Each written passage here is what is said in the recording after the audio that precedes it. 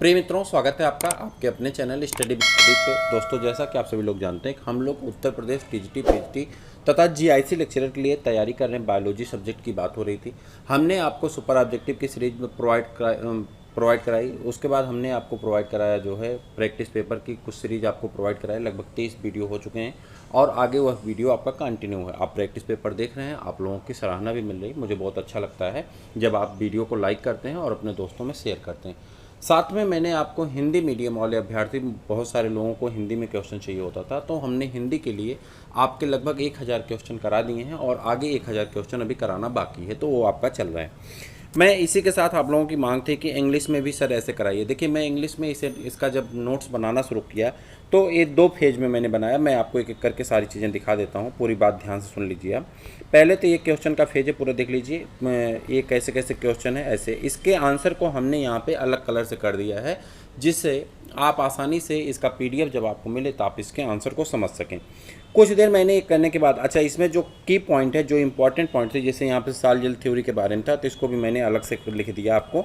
तो इस प्रकार से मैं आपका कर रहा था, लेकिन बाद में मुझे लगा कि इसमें करने में बड़ा टाइम वेस्ट हो रहा है। मैं आपको रियल बताऊँ, इसका पीडीएफ बनाने में मुझे 1 घंटे लग गया और टोटल मैं यहाँ पे 35 क्वेश्चन ही कर पाया। तो मैं आपको बताऊं, इस तरह से आपके पेज भी बहुत ज़्यादा लगेंगे। अगर आप प्रिंट कराने जाते हैं तो आपको पेज बहुत ज़्यादा निकलवाने पड़ेंगे, जो आपके लिए भी समस्या है और मेरे लिए टाइप करने में समस्या है। इस समय जो भी लोग हैं, जो टाइपिस्ट हैं, इतना उनके ऊपर वर्कलोड है कि वो टाइप करने के लिए तैयार नहीं है, किसी का मैटर टाइप करने को तैयार नहीं। तो मैं आपको बता दूँ, यहाँ पर सबसे बड़ा जो वो है, तो इसमें क्या करना है कि इसमें हम लोग उसमें कहीं ज़्यादा आपका आसान होगा। जिस तरह से यहाँ पे लिखा गया है, लास्ट का क्वेश्चन मैं आपको दिखाऊँ, ये देखिए लिखा गया है, mature gametophyte of Plasmodium are found in the stomach of the female mosquito. इस तरह के अगर हम की पॉइंट बनाएंगे तो आपके 10 से 20 पेज में मिला करके, आपके 25-30 पेज मिला करके अगर आप इसका नोट्स निकलवाएंगे तो आपके लिए सबसे बड़ी लाभ की बातें होगी। जब आप नोट्स निकलवाएंगे तो आपके पास टोटल जितने क्वेश्चन आए अभी तक, चाहे वो केबीएस में, चाहे वो आपके जीआईसी में, चाहे ईएलटी ग्रेड में, चाहे आपके टीजीटी में, चाहे पीजीटी में, जितने क्वेश्चन आए हैं, अगर उनको हम ऐसे की पॉइंट के रूप में आपको प्रोवाइड करा देते हैं। देखिए, क्लासेस नहीं चल पाई हैं, इसके लिए हम आपसे क्षमा चाहते हैं। क्लासेस ना चलने के पीछे का सबसे बड़ा कारण क्या था आप खुद जानते हैं, तो उसके लिए मैं क्षमा चाहता हूँ।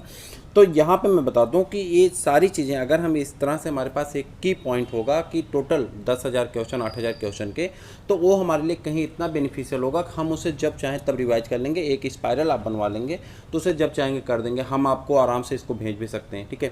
इस तरह से ज़्यादा पेज होगा तो हमें भेजने में भी, क्वेश्चन आंसर में बहुत ज़्यादा पेज हो रहा है। देखिए, ये टोटल 8 पेज है, ठीक है।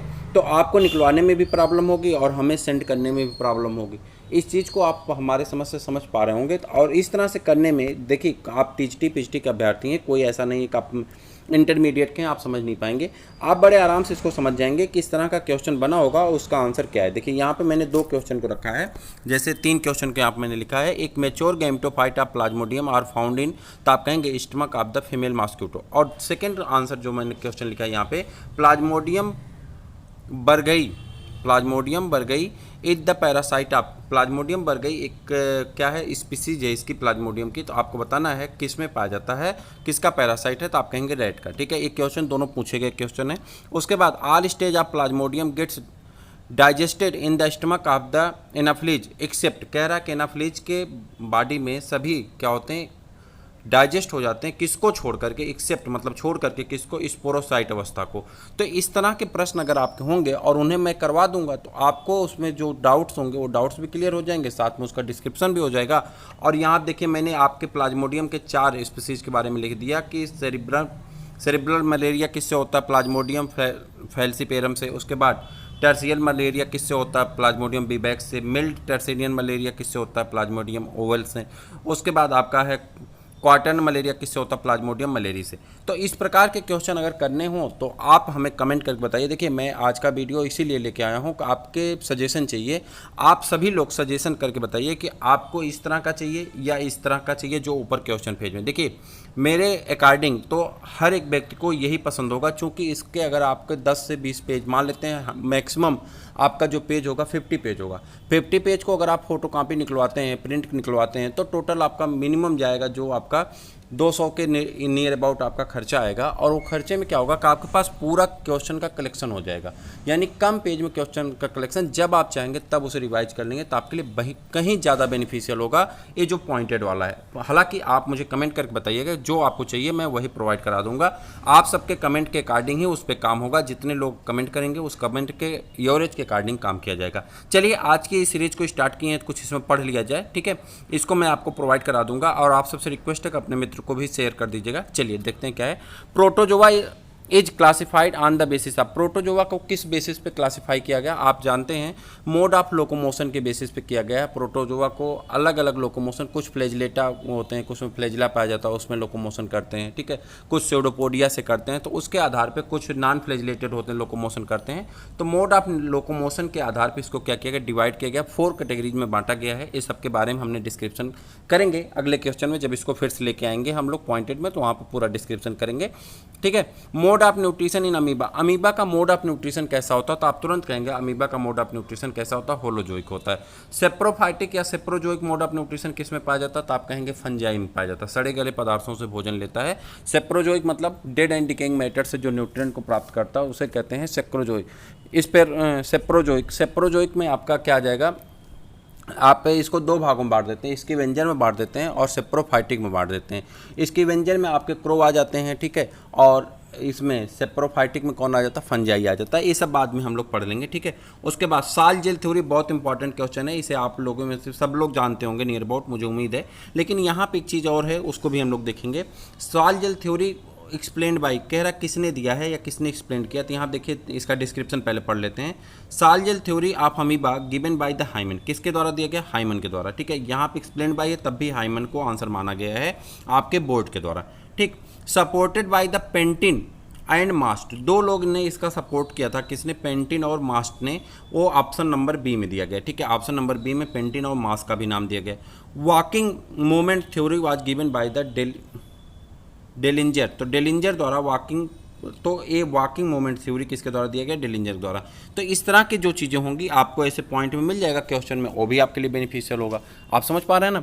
तो आप उसे रिवाइज करते रहेंगे। उसमें मैं फोकस वाली लाइन को अलग कलर से कर दूंगा, जिससे आपको उस पर हाईलाइटेड की आवश्यकता नहीं होगी, बस आपको उसको पढ़ना होगा, बस उसे रिमेंबर करना होगा। आप आराम से अपनी क्लीन कॉपी रख करके उसे पढ़ सकते हैं। The transmission of infection caused by loya is through, कह रहा है लोया किसके द्वारा क्या किया जाता है? इन्फेक्शन को ट्रांसमिशन किया जाता है, यानी ट्रांसफ़र किया जाता है, भेजा जाता है इधर उधर, तो क्राइसेप्स स्पीसीज के द्वारा, ठीक है। उसके बाद chagas disease is caused by, chagas disease किससे होता है? तो आप कहेंगे ट्रिप्नोसोमा क्रूजी से, किससे? ट्रिप्नोसोमा क्रूजी से। और syzygy condition is found in, syzygy condition किस में पाया जाता है? तो आप कहेंगे ग्रिगारिना में पाया जाता है, किसमें?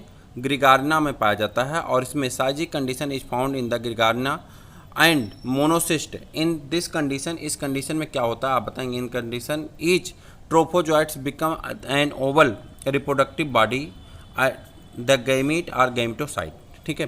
तो इस प्रकार की चीज़ें आपको दी रहेंगी, उसमें सब कुछ मैं आपको फिर से बताऊंगी, सारी चीज़ें आपको फिर से मिलेंगी।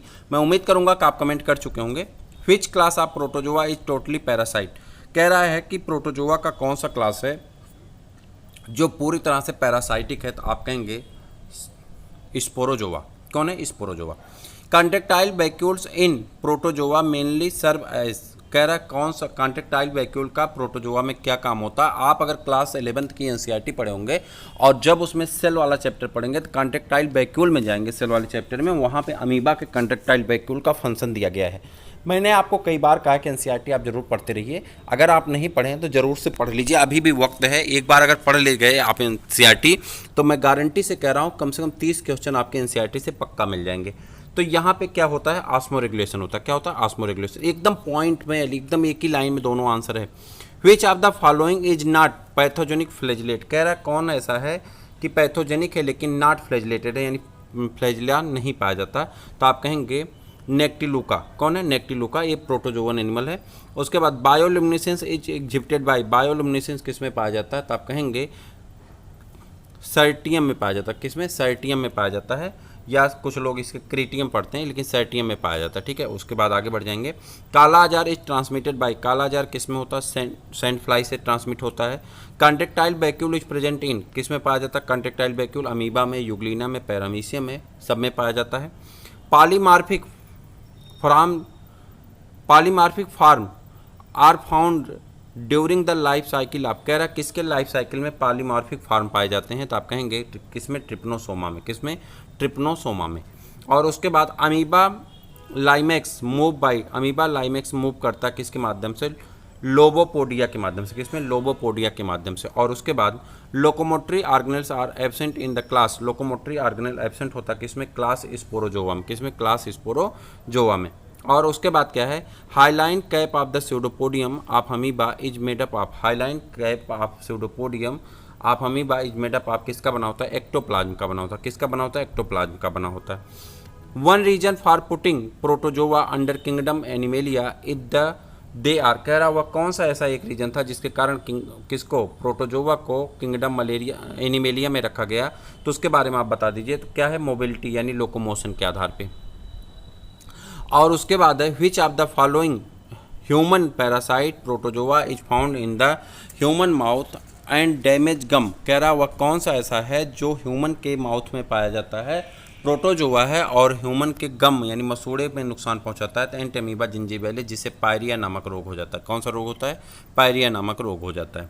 ठीक है। एंटेमीबा हिस्टोलीट का क्या करता है? एमीबिक डिसेंट्री काज करता है। तो क्या होता है? कह रहा क्या रखता है? तो अपने पास वन स्यूडोपोडियम रखता है। और इन्फेक्टिव स्टेज ऑफ द एंटेमीबा हिस्टोलीट का, एंटेमीबा हिस्टोलीट का की कौन सी इन्फेक्टिव स्टेज कौन सी होती है? तो आप कहेंगे टेट्रा न्यूक्लिएट सिस्ट, जब टेट्रा न्यूक्लिएट सिस्ट बनता है तो वो इसका इन्फेक्टिव स्टेज होता है। Contractile vacuole is absent, contractile vacuole किस में एब्सेंट होता है? तो एंटेमीबा हिस्टोलीटिका में। किस में एब्सेंट होता है? जो ऑप्शन दिए गए हैं उसके हिसाब से एंटेमीबा हिस्टोलीटिका में। How many nuclei are found in the mature cyst of the amoeba entamoeba coli, कितने? तो यहाँ बताएंगे कितने में पाए जाते हैं? 8 पाए जाते हैं। ठीक है। उसके बाद पैरामाइलम बॉडी आर, पैरामाइलम बॉडी क्या होता है? Reserve food of the Euglena, Euglena का रिजर्व फूड होता है। Reserve food of Euglena is क्या होता है? पैरामाइलम होता है और स्टार्च होता है। तो बोथ ए और बी दोनों सही हो जाएंगे आपके। और उसके बाद Euglena contain chlorophyll type, Euglena कैसे क्लोरोफिल टाइप को रखता है? बी और सी टाइप को रखता है अपने पास। किसको? बी और सी टाइप को अपने पास रखता है। In malaria patient schuffner, in malaria patient schuffner granules are found in, किस में पाया जाता है? तो आप कहेंगे रेड सेल में पाया जाता है, रेड मतलब आरबीसी में पाया जाता है। प्लाज्मोडियम इज, प्लाज्मोडियम क्या होता है? डाइजेनेटिक होता है। क्या होता है?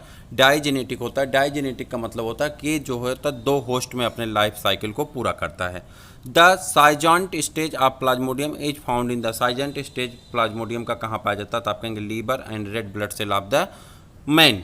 और उसके बाद the infective stage of plasmodium vivax is known as, plasmodium vivax का इन्फेक्टिव स्टेज कौन सा होता है? तो आप कहेंगे स्पोरोजॉइट। और उसके बाद Maurer's dots are found in the erythrocyte of the man infected by, कह रहा अगर किसी व्यक्ति में मॉरर्स डार्ट पाई जाती हैं उसके आरबीसी में, एरिथ्रोसाइट में, तो उसको क्या कहते हैं? कहेंगे प्लाज्मोडियम फैल्सीपेरम हो गया है। और उसके बाद mature gametocyte of Plasmodium are found in the stomach of the female mosquito, किस में पाया जाता है? Stomach of the female mosquito में। प्लाज्मोडियम वर्गई इज द पैरासाइट ऑफ, किसका पैरासाइट है? रैट का पैरासाइट है। और उसके बाद आगे बढ़ जाएंगे। All stage of plasmodium get digested in the stomach of the Anopheles except sporocyst. और उसके बाद यहाँ पे 4 प्लाज्मोडियम के दिए गए हैं और उसके बारे में कुछ जानकारी दी गई है। Cerebral malaria plasmodium falciparum, tertian malaria plasmodium vivax, और उसके बाद mild tertian malaria plasmodium ovale, और क्वार्टन मलेरिया आपका प्लाज्मोडियम मलेरी से होता है। इस प्रकार से आपके क्वेश्चन आंसर। आज मैंने कोई भी डिस्क्रिप्शन नहीं किया है, इसलिए नहीं किया कि छोटा सा वीडियो था और आप इसको देखें पूरा। इसमें आप बताएं कि आपको कौन सा आपके लिए बेनिफिशियल होगा, तो वो चीज़ें मैं आपको प्रोवाइड करा दूं। फिर मैं मिलता हूं किसी और वीडियो में, तब तक के लिए इजाज़त दीजिए। जय हिंद।